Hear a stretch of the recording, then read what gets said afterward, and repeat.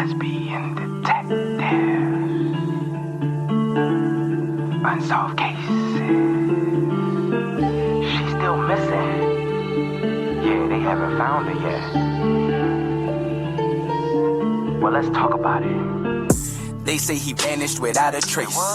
Could it be a psychotic break or a tragic accident? Police don't know where the body went. Unsolved murders, body still missing. That's unheard. Where's the witness? Lesbian detectives, what's going on? City on high alert, this out the norm. He did what, the who? Man, that ain't real, these crimes ain't true. Then come uncover these theories with us. We live right now, tuning in is a must. Right now, Lesbian Detectives. Lesbian Detectives. We about to start the show, so get your popcorn ready to go.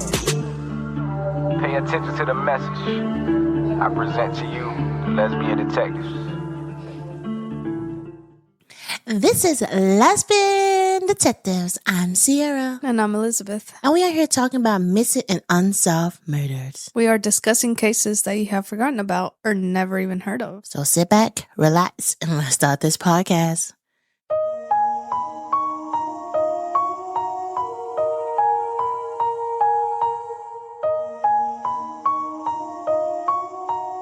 Welcome back, everyone. And as we said, this month is spooky Halloween. We will only do cases that involve someone going missing or murder on Halloween.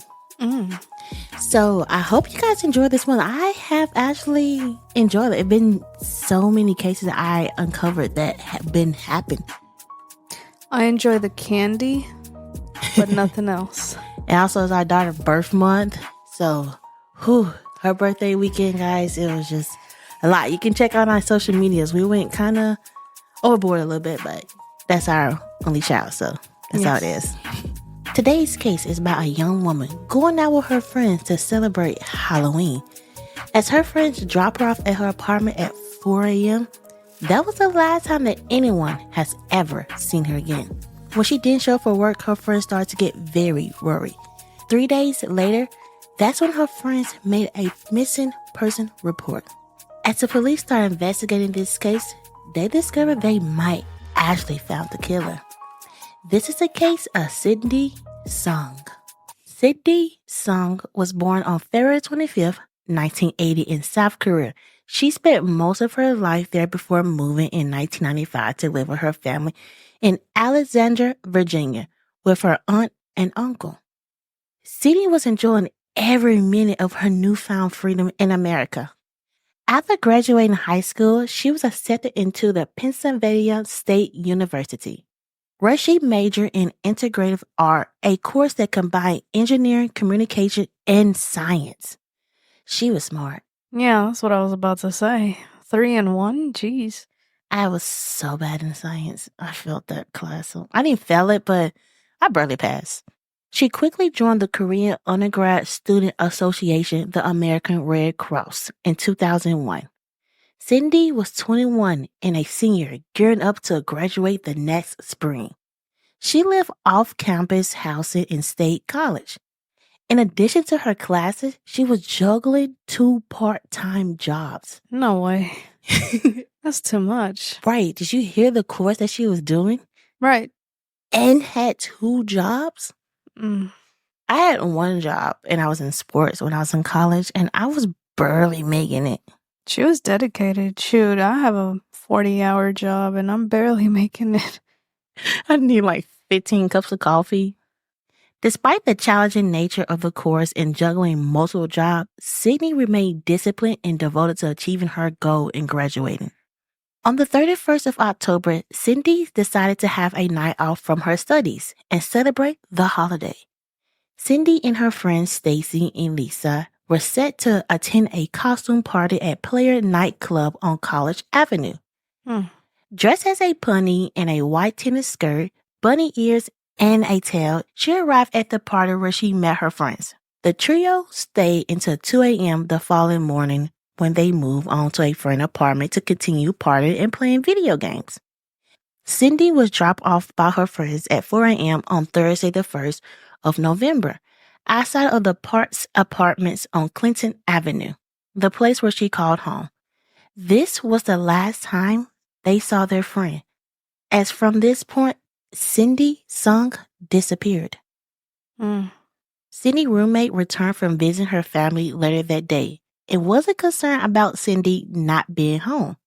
The door was locked and nothing looked out of place. When Cindy failed to show up for her shift at one of her jobs and couldn't be reached by her friends, that's when they became concerned. After 3 days, her friends became very concerned about her lack of contact, and they finally contacted the police on November the 4th. So they noticed that she was missing November the 1st when she failed to appear at her first job. Mm-hmm. But they didn't contact the police until November the 4th. Mm-hmm. 3 days later. Why? Why did they wait so long? I don't know. I feel like some people wait to figure out, like, are they overreacting or is she just might be out for a walk? I don't know. I looked and I saw too many different articles saying that they had this reason, this was the reason. That's why I didn't put in, but it was a couple reasons why they did. They just thought that she'll be back, or they thought that she was out with somebody, or they thought that she needed space because actually a month before she went missing, she broke up with her boyfriend. Like her boyfriend, they in their relationship. So everybody thought that she was just, in her feelings and needed some time apart. Doesn't matter. It doesn't. I mean, if I'm trying to contact you and nobody's heard anything, I would give you probably a day, if that. By the second day, you're already going to be reported to the police. Mm-hmm. Because it's better to be safer than sorry. Right. And my friends know me. I'm like, Chauncey, if I don't hear from her from our morning voice memo, I'm like, where you at? Where are you? And the thing about it is, too, like, if they would have done it that same day, would she still be with us? We don't know. We don't know if she went missing that same day, the next day. We don't know what happened to her. But what raised a red flag was when she didn't show up to work. That was not like her. Mm-hmm. She didn't notify her boss. She didn't notify anybody that she wasn't going to make it to work. Yeah, that's a thing. Because it seemed like everybody said that she was dedicated. So for her to go missing and not to tell nobody anything lived up, because she didn't go to work, she had a lot of stuff going on in her life for her to go missing like that. As the police looked into her apartment where she was last seen, they revealed no sign of a struggle or anything out of place. Cindy definitely reached her apartment, as her backpack that she had at the party was present. There are also a set of false eyelashes that she had worn with her bunny costume in her room with her phone was still in her backpack. The only thing that was missing was Sydney's bunny costume in her purse, which had her keys, credit card, and ID. So she did make it home. And I know, like, when women get home and that bra comes off, I'm sure it's the same way with the eyelashes. You ain't going back out. I remember at, like, my baby shower in Jennerville, them eyelashes barely made it through the party. I was like, take this off, I'm tired. Well, yeah, but that probably wasn't like you to wear fake eyelashes all the time. Mm-hmm. Back in my younger days, yeah, all day long. I went to a HBCU. Ooh, those parties was crazy. What I'm saying is, usually when you take off the eyelashes, you're done for the night. Yeah, I can see that. Sometimes with me, before I take off my eyelashes, I like to just get, like, in my comfortable clothes. Like, Right. take everything off, comfortable clothes, and then I'm doing my makeup off. That's how I am. I know some girls, they come on, eyelashes just, like, gone, because they're tired of it. But the thing about it is, she still wore her costume. That makes no sense. How are you going to take off your eyelashes and then midway say, you know what? No, let me just keep the costume. My thing is, was she interrupted? They believe that Cindy went to a nearby 24-hour store in her costume after she would drop off. She took her keys in her purse. That was the only thing that was really missing. So that's what the police believed. She didn't drive? Mm-mm. She walked? Investigators checked her phone records. No call were made, and there were no activities on her credit card. They also read her emails and confirmed that there were no suspicious activities there either. Police investigated the possibility that Song's disappearance was drug-related. Her diary entries indicate that she and her friends experimented with marijuana and ecstasy. However, there is no evidence that she used drugs on the night of her disappearance, And the drug theory was eventually discarded. I never liked that. I mean, that is a time to go out for drugs, though. That totally makes sense. Mm-hmm. When you're done partying, you want to wind down, or you still want to be up, I don't know. But a lot of people do buy drugs at that time of the night. Mm-hmm. You know, like they want just one last hit or whatever puts them to bed or keeps them out of bed. But the eyelashes really wouldn't matter. I don't know. I never was into that stuff, really. But I thought that you do it while you partied. That's what I thought. You do it while you're partying, but there's uppers and downers. Mm-hmm. So let's say they're on an upper Mm. and they want to go to bed, so they'll get a downer. Yeah, as weed would be. Or say that they didn't get the high that they wanted, so they go back and try and get it. There were concert tickets set to take place in a couple of days and a receipt for a new computer that was due to be delivered. From all accounts, she was happy and expecting to continue her life after she got home from that party. The police didn't believe that she was just a runaway. I don't believe that either. Me either. Volunteers searched the nearby woods, but there were no trace of Cindy. Because why would you run away if you're already living with a roommate? It's not like you're forced to be with that roommate. I feel like a lot of people run away from either their parents or like an abusive boyfriend. Like, some people run away from their life. That their life is just too hard right now. But she worked so hard to get the life that she... I mean, I can understand. Because I was that kid that worked her butt off. I was in all school activities. I was in sports. I was doing everything I needed to do to get a good scholarship. Mm-hmm. But time I hit college, I was just done. I was just so stressed out. I was so overwhelmed. That like after my first year, I said, Mom, I just can't go to college. Right. I mean, I understand the pressure of school and working 2 jobs. But at the end of the day, like, I don't think running away was the answer. I feel like she could have said, you know what, I'm going to take the next semester off, or I'm going to, stop working, quit one job. You kind of do it slowly but surely. And she looked like she was the type of person that had a plan. Mm-hmm. I don't think she would just drop everything. She's worked too hard for it. Right. I don't believe she ran away, but I'm saying that if it is a possibility, I can kind of see it. But I feel like she would be the type of person that run away would have a whole plan to set up. Right. Like she would take all her stuff. Definitely a computer, because a computer probably costs a lot of money. Right. Why would she just buy a computer if she's planning to like not be a part of the school or just take off? Volunteers searched the nearby woods, but there were no trace of Cindy.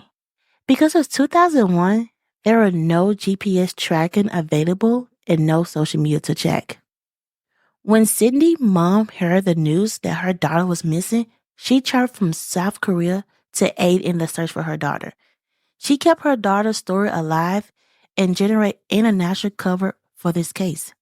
Some family who traveled from South Korea to the United States after her disappearance cleaned her apartment shortly after the initial police search.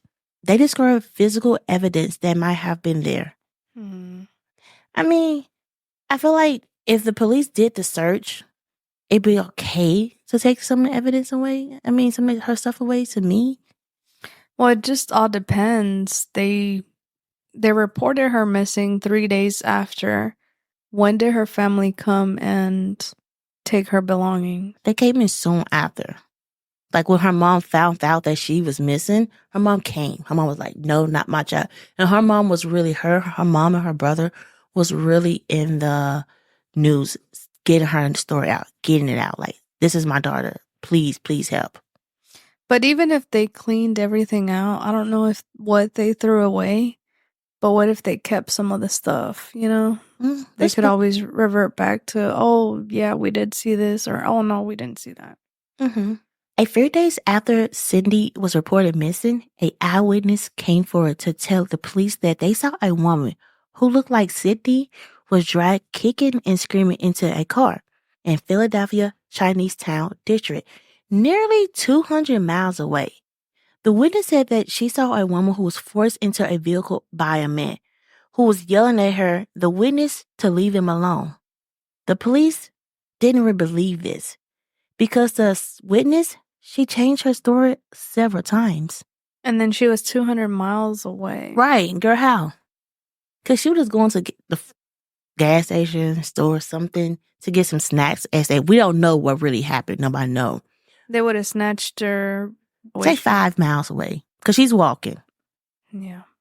So, But even 5 miles is a walking distance.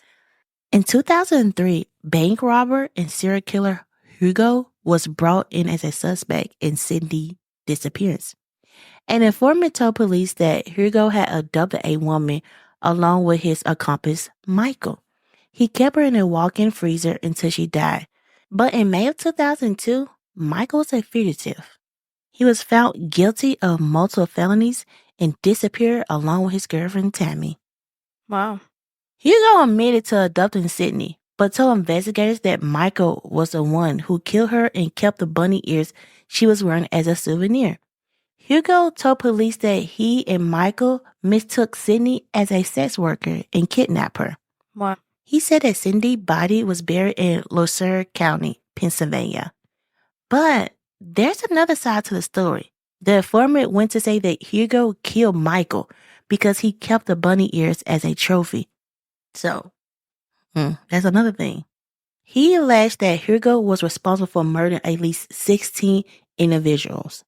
Oh. Law enforcement searched Hugo's house and made a gruesome discovery. The charge were made of multiple bodies buried in his yard. Wow. However, Cindy Song's body was not among them. Among the remains were Michael and his girlfriend Tammy.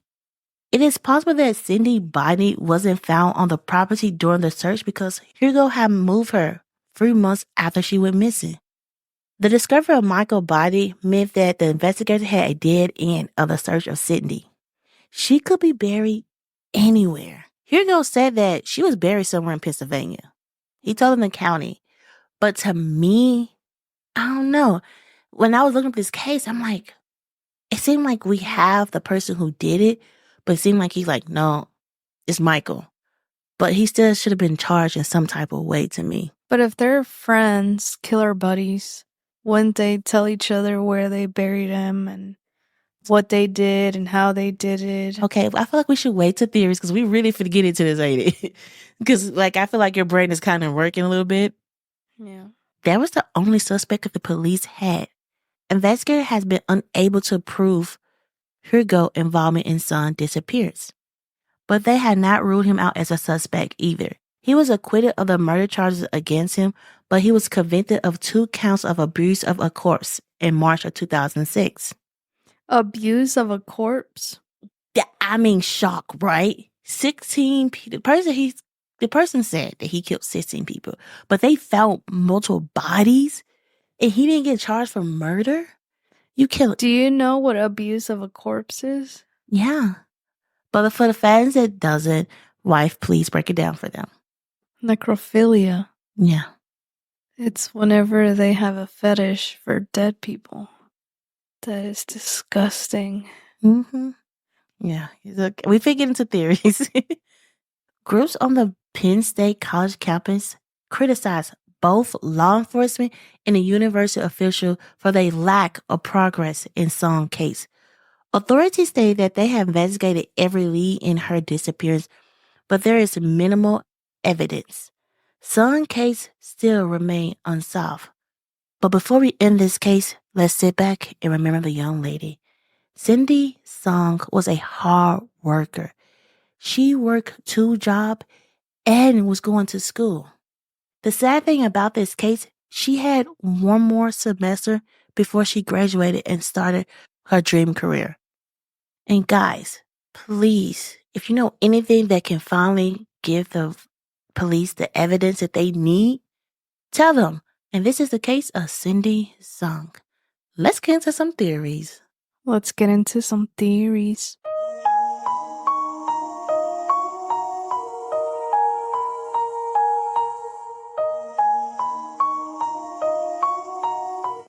You going first? You or me? I'll go first. I feel like that was going to happen, but okay, go. I think it was Michael because it seems like Hugo kept his trophies in his backyard, correct? Mm-hmm. They didn't find Cindy. Oh, I see you. I see you. I see you. And the fact that he has an idea of where she got buried was probably because there were friends. They talked about what they did, where they did it, how they did it to relive it. Mm-hmm. I believe Hugo was there in the beginning, like you said, when they kidnapped her, but he didn't carry it all the way through. And I just don't know why, though. That makes no sense that you would just kidnap her and then be like, all right, well, take it from there. I feel like a person that kidnaps, kills, does all that gruesome stuff, they're going to enjoy every second of it and carry it out from beginning to end. I wonder if it really was Michael that wanted her. You know, because it seemed like they kind of work in pair. Like they were bank robbers, they were serial killers. It seemed like they work in pair, but it seemed like Michael wanted Cindy. I don't think, like, I feel like Hugo went along because, like, they're partners. But I think he was like, Michael, you got her. But the foreman said that he was killed because he kept the bunny ears, that he kept a souvenir. So, Did the police ever find the bunny ears with Michael? no, because it seemed like Hugo, like, burnt that stuff. Like, he made sure everything disappeared. Basically, the foreman told everything. Hugo was like, no, like, we did kidnap her. But it was Michael that had her in a walk-in closet. He did all that stuff to her. It wasn't me. But, like, I was there kind of thing. Like, I was watching. We How just does watching. the informant know more than Hugo? Well, Hugo is lying. The foreman probably know because Hugo probably was, like, bragging about it or selling it. You know? He wasn't scared of getting caught. Because it seemed like his murder charges got gone and then they finally got him on something else. But it seemed like he kind of knew the law a little bit and how to outsmart the police. Because the foreman said he killed over 16 people.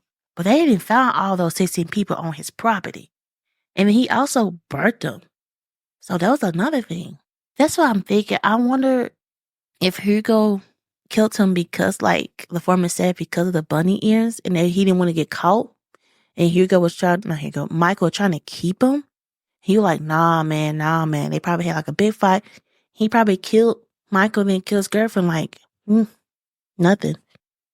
Right. And you shouldn't trust people like that. Shoot, y'all were killing together. I'd be scared. Like, if we killing together, I don't trust you. I mean, I trust you because we killing, but sure, you could kill me anytime for nothing. Like, oh, you probably snitched, killed me. The crazy thing about it is, yeah, like if we ever get into an argument, now I gotta watch my back because you're a killer. I'm just a number. Mm-hmm. Shoot. Like, I wonder if the girlfriend was in it too.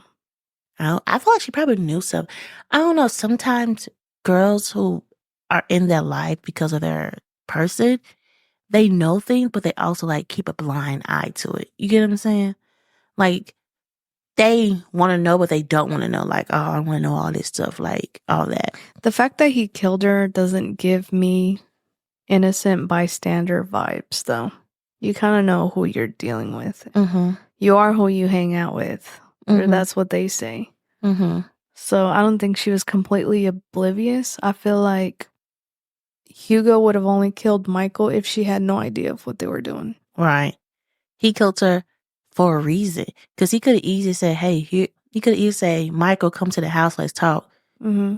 But Tammy was killed too. Like, I don't know.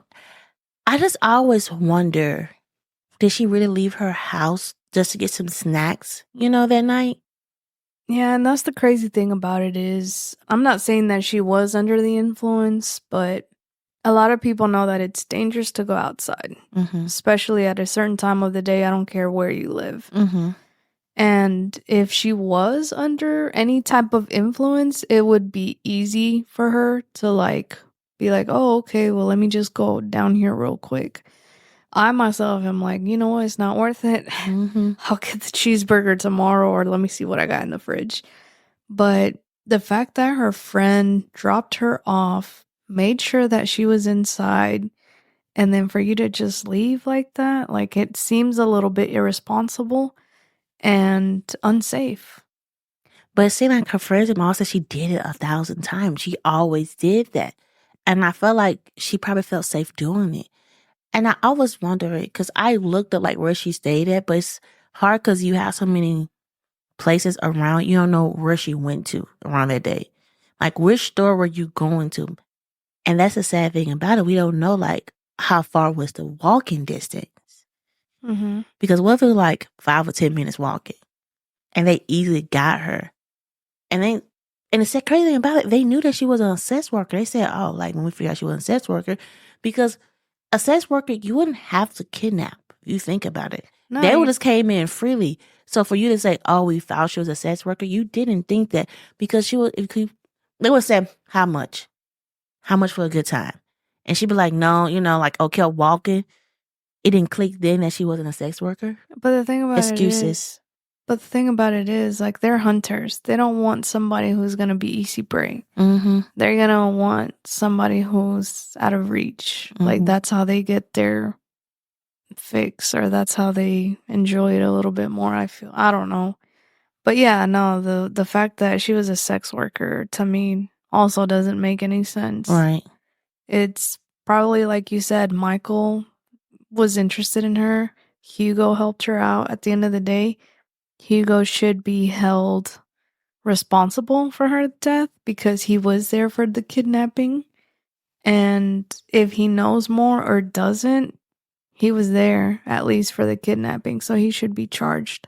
Yeah, and the police can't. I wonder what they need to charge him, because he said it. He said, "Yeah, we kidnapped her. We thought she was a sex worker." And what you think police officers they did to her? Yeah, they probably raped her, I would say. So it's like, why is he not charged for kidnapping and rape? Because he just said he did all these things. The thing about it is, like, they gotta find the body, and then that'll tell the story. Mm-hmm. I feel like Michael did it, but I feel like Hugo just went along with it. I don't think this was like his idea of killing her or kidnapping her. I think it was Michael because she wasn't placed where Hugo, all his people got placed at. Yeah. That's the craziest thing about it. 16 people. I wondered if all of them was like Hugo and Michael killing, or it was just like Hugo killing them bodies. That I man, don't know. psychopath. Yeah. I mean, we gotta see how many years Hugo has under his belt. And if it's a life sentence, look, buddy, just let the police know what they need to know because you're not getting out anyway. It's just sad that she was so young and she was at the end of like graduating. Like she was working her butt off, like killing it. And somebody just evil. She had her whole life ahead of her, but two individuals thought that she was there for their amusement. Yeah. And that's sad. Mm-hmm. I hope that we find out where she's at and get her family the answer that they need. Because this is what it's about, getting the answers for the family. Yeah. Like, you could hate how we say our theories, you could do all that, but we all hoping for the same thing, that the family get the answers that they need, that they can bury their loved one, or they can finally, like, say, they rest in peace. Yeah. Sad, sad, sad. Yeah. Guys, this is our episode. We have, I think, 2 more weeks of spooky Halloween month. We have like a little bonus episode. It will hit actually on Halloween, not on Friday. It'll hit on a Thursday. So watch out for that.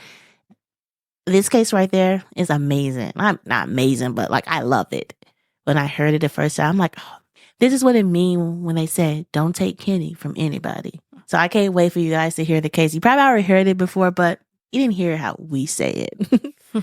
We are on all Apple, Spotify, everywhere podcast platform. Please check us out. Give us a 5-star rating. If you have any question or have a case suggestion, if you can't click that link, email us. I'll put our email in the description below. I cannot wait for you guys to tell me your theories on this case, because this case right here is a big case. We're on YouTube. We're on everywhere. Check out our social media. Check out everything that we're on. Check it out. Check it out. And this is Lesbian Detectives. I'm Sierra. And I'm Elizabeth. And we're signing out. And don't forget, everybody's a suspect until proven innocent. Lesbian Detectives. Unsolved cases. She's still missing. Yeah, they haven't found her yet. Well, let's talk about it. They say he vanished without a trace. Could it be a psychotic break? Or a tragic accident? Police don't know where the body went. Unsolved murders, body still missing. That's unheard. Where's the witness? Lesbian detectives, what's going on? City on high alert, this out the norm. He did what, the who? Man, that ain't real, these crimes ain't true. Then come uncover these theories with us. We live right now, tuning in is a must. Right now, Lesbian Detectives, Lesbian Detectives. We about to start the show, so get your popcorn ready, let's go. Pay attention to the message I present to you, the Lesbian Detectives.